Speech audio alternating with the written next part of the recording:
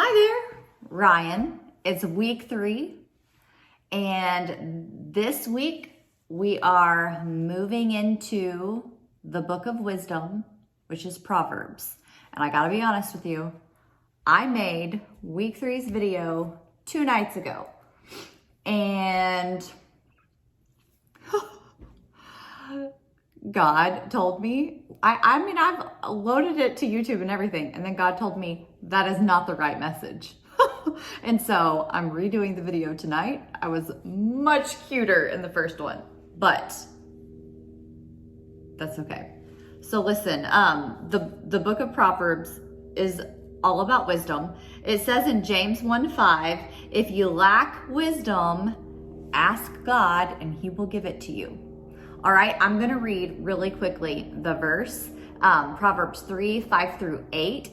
If memorization is a challenge, just memorize 3, 5, 5, and 6. Don't worry about the last part. That's what I'm gonna have my boys memorize is the first chunk, okay? It says this: trust in the Lord with all your heart and lean not on your own understanding. In all your ways, submit to him and he will make your paths straight. Do not be wise in your own eyes. Fear the Lord and shun evil. This will bring health to your body and nourishment to your bones. Okay, the whole, all of chapter 3 is titled Wisdom Bestows Well-Being. So I kind of want to dive into this, and one of the reasons why I'm making this video is because God kept telling me the word obey, obey, obey over and over, and so I kind of needed to dissect that, and then I can tell you what I got from that. But first, let's go over a couple of things. The definition of trust is belief in the character, strength, or truth of someone or something. Trust in the Lord with all your heart. God is trustworthy with your life. Let that sink in for a second, because I think so often, okay, and please know I'm like preaching myself here, okay? I would like to have control over all of the things. It's the first of the year. I'm gonna write down my goals. I'm gonna map out my plan. This is what my life is going to look like.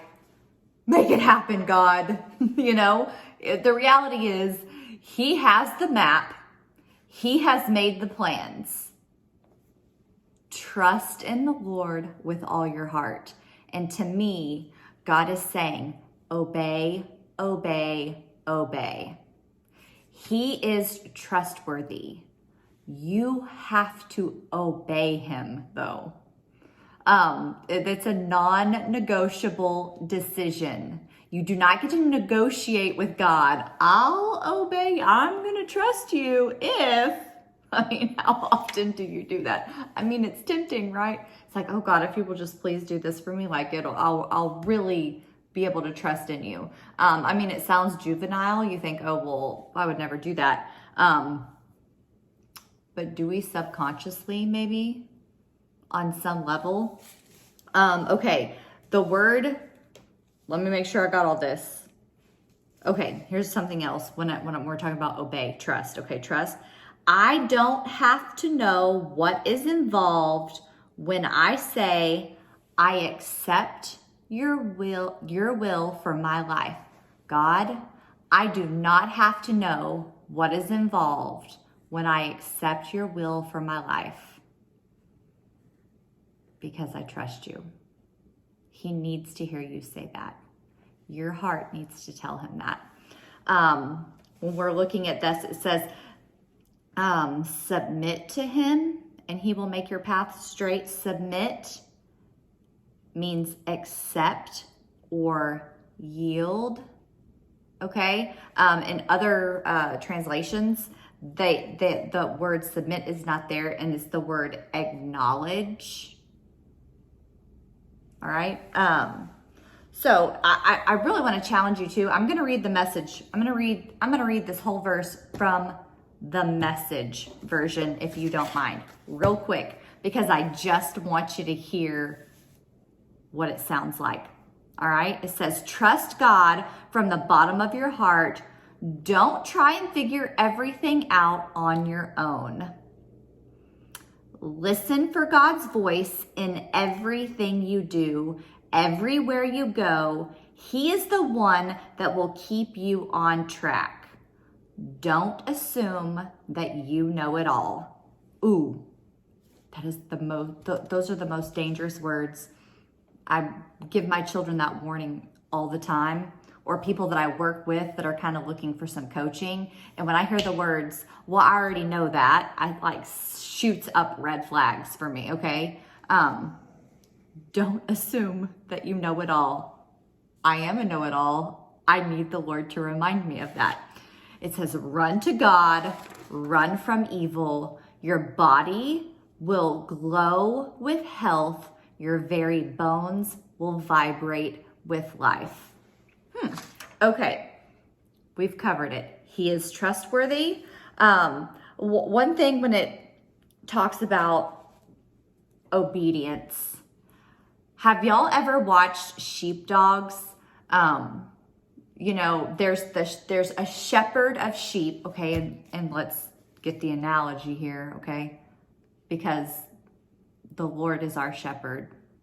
The Lord is our shepherd. But I'm talking about real sheepdogs right now, okay? Sheepdogs and the shepherd. And he has that whistle, you know, that humans can't hear.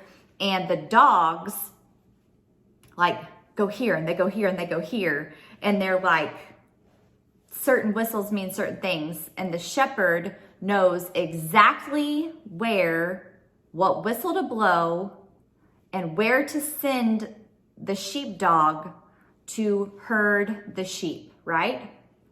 Does the dog know the plan? Does the dog know, okay, this is the goal, this is the destination? It does not know the plan. That dog knows obedience. The dog listens to the shepherd and does what he says. And the end result of that is everything goes where it's supposed to go. All of the sheep go where they need to go, right? If one happens to get astray, the shepherd takes care of it, right? Okay, it's such a good analogy because the Lord is our shepherd. We don't know the plans. Trust in the Lord with all of your heart. Lean not on your own understanding. Submit to him. Okay, you get the point. You get what I'm laying down, okay? We don't know the plan. The Lord is our shepherd. He knows the plan. He is going to direct our path. We must obey. Something else in that last verse, you're like, why did she add that in? Because Proverbs 3:5-6 is a pretty popular verse to memorize, okay? But I added in 7 and 8, do not be wise in your own eyes, because I need that reminder. You don't know it all, Ryan. I need that reminder. Fear the Lord and shun evil. And I really want to tell you a little something about the word fear the Lord. Remember, the Bible was not originally written in the English language. We have many versions of the Bible. Fear the Lord, if we really look at that phrase means its overall context is fearing the Lord is the beginning of knowledge and wisdom. Okay? If you don't think the Lord exists, okay, then you have no need to learn about him or what you need to do to go to heaven, all those things. Okay, so fearing the Lord is where knowledge and wisdom start. And so I kind of wanted to make sure I keyed in on that. So when it says fear the Lord and shun evil, be a student. Be a student of the Bible. Be willing to learn knowledge and gain wisdom. I feel like knowledge is information. Wisdom is a learned, active discipline. It takes, in fact, what do I have to say about that? I know this is going long. Hang on, though. I really do want to say that. Okay. Wisdom is key. It's a key term in Job, Proverbs, and Ecclesiastes. The word can mean skilled at making sound decisions in life. Proverbs 9:10 states the fear of the Lord is the beginning of wisdom. Okay, got that. That's not the part I meant to read, but I'm making this video way too long. I have the really great study Bible that I have loved utilizing. Okay, so really quick, I wanted to include all of these different podcasts that I had listened to that I really felt like keyed in on a lot of this stuff, but I've decided I'm going to wait and hold off on that. Those last verses, the 7 and 8, talking about fear of the Lord, shun evil. In other translations, when I read that Message Bible, it says run to God, run from evil. I used to have somebody in my life that was constantly making bad choices and bad decisions, and they were always hanging out with people they should not be hanging out with. And the response I would get when I would be like, I'm concerned about this, was, well, Jesus ate with the tax collectors and prostitutes and sinners, and we're supposed to be like Jesus. Friend, you are not Jesus. You are not Jesus. You have to be sure that when you make choices, you are, if you are going to be around a bad influence or someone who's making bad choices, specifically when it says shun evil, you have to be the influencer in that situation. Television, music, I don't know, the news, well, all the things that I'm thinking of, you have no influence over those things. They influence you. So just because the show is on Netflix does not mean that it is okay for you to watch. You have to be very mindful of what you put in your mind, because it has influence over you.